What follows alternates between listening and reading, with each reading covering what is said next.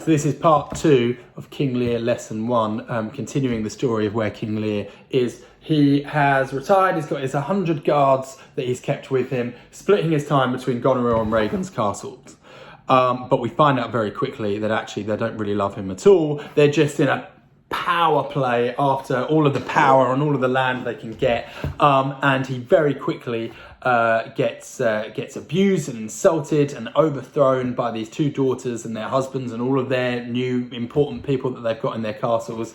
So they take his 100 guards away from him, they throw his servant into the stocks, and then they cast him out of both of their castles so that he has nowhere to live. I want you to be thinking about this old man, this guy who was self-centered and vain and angry, and how he has just been really betrayed by the 2 young daughters that he thought were the ones that loved him more than the third one, Cordelia. So stop at this moment. This is another pause point, the second pause point, and it's a very short question, so it's just 1 minute. It's in the yellow box, and we're on slide 5 here. I want you to write down just a couple of words about how you think Lear is feeling at this point.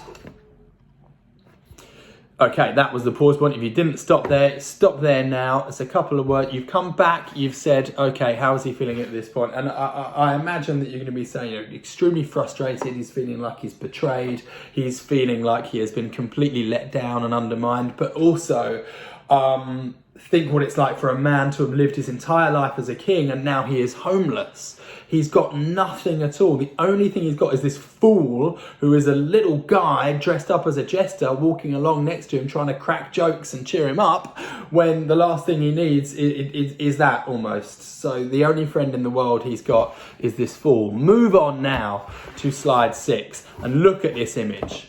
This is Lear in the middle of the picture, and he has wandered out into the countryside. He no longer has his expensive clothes and his guards. He's only got his fool for company. If you look very carefully, you can see the fool in the picture as well. And if you look very carefully, you can also see a clue in the background as to where in the country this is taking place too. But look at that weather. Look at the stormy clouds. Look at the lightning cracking. Look at the wind sweeping his robe and his hair blowing back. And look at his position. Look at what he is doing at this moment. He's got his arms stretched out, spread out, looking up at the sky. So what is he doing? What is he thinking? Why would a person do that? Move on to the next slide. There are 2 questions here, which in a moment we're going to have a third pause point where we ask you to think about analysing this setting. I'm going to ask you to think about how this landscape reflects how he is feeling. And if you know the answer to what this technique is called, even better. And then the second part of this is I want you to jot down, and this is just a couple of notes. This is just taking 2 minutes to do this, but jot down your thoughts on what does it show about this man who was once a king. Now he is out in the countryside. And how does his costume, how does his clothing, what he's wearing reflect this? That third pause point is coming up now. And we're back. You've got to think about how this windswept terrain is reflecting the inner torment and the anger and the fury and the disappointment inside him. And it's so ironic, or it's so appropriate, that just at this moment when he is at his lowest point and he's out in the wilderness, what he could really do with is some nice bright sunshine, so at least he's like nice and warm, but we get the heavens opening and he gets drenched with rain. Very bad for him. Okay, what is this technique called? I think you will have come across this before, but if you haven't, this technique is called pathetic fallacy. There's more to say about pathetic fallacy, and it's 2 words, and I'm writing on the board here. Fallacy with an F, A-L-L-A-C-Y. Pathetic fallacy, that is the name of the device, which is where we get the weather reflecting how a character's emotions are playing out. That's what's going on here. All you need to know at the moment about that is, if you've ever seen a film where a character is feeling sad and then it starts raining and the rain starts falling and wet and running through their eyes or it's on the window panes, that's pathetic fallacy. Someone's in a great mood, they jump out their front door, the sun is shining, the birds are singing, that's pathetic fallacy. The weather and the natural environment is reflecting their emotions.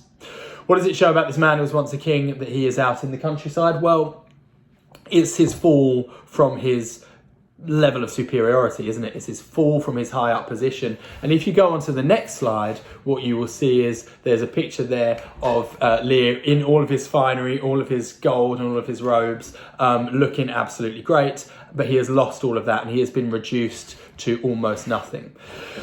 To finish off this lesson, there is one thing that I want you to do, which is to go on to slide 9 and look at the link there. If you click on the link there, you will now be able to read the speech that King Lear gives as he's standing with his arms up to the sky, and it starts with the word blow winds and crack your cheeks. Blow winds and crack your cheeks. And there's a bit of a cheat here, which is, I've said this as a monologue, and in the middle of this speech, the fool character actually pipes up and says something. I don't worry about that too much. We can actually treat this as if Lear isn't really listening to him. He's standing in the middle of the stage, and a lot of the time in theatrical productions, we do ignore what the fool says there. And he does this big speech, blow winds and crack your cheeks. So, the last task of the day is for you to click onto that link and read through Shakespeare's words and Lear's words. What you will see on that website is that on the other side of the document, we also get a kind of updated modern version of the language, so that if you get stuck, you can refer to that and it will tell you what it means. But if it's possible for you to actually read through and try it first of all without reading the modern version, only look at the modern version if you get really stuck, that's a really good way to work. Read it through a couple of times. I'd like you to try reading it out loud, at least some of it, to get a feel for what he's kind of saying here in that moment. And if you do that and you've read that through a couple of times and you read it out loud and you've answered all of the questions on this PowerPoint so far today, we know where Lear is, we know how he's feeling. That's the end of today's lesson, and next lesson we will be looking at a bit more detail in terms of analysing the language of this speech. So thanks everybody, hope you enjoyed this remote lesson. Give that a read now and we will see you next time.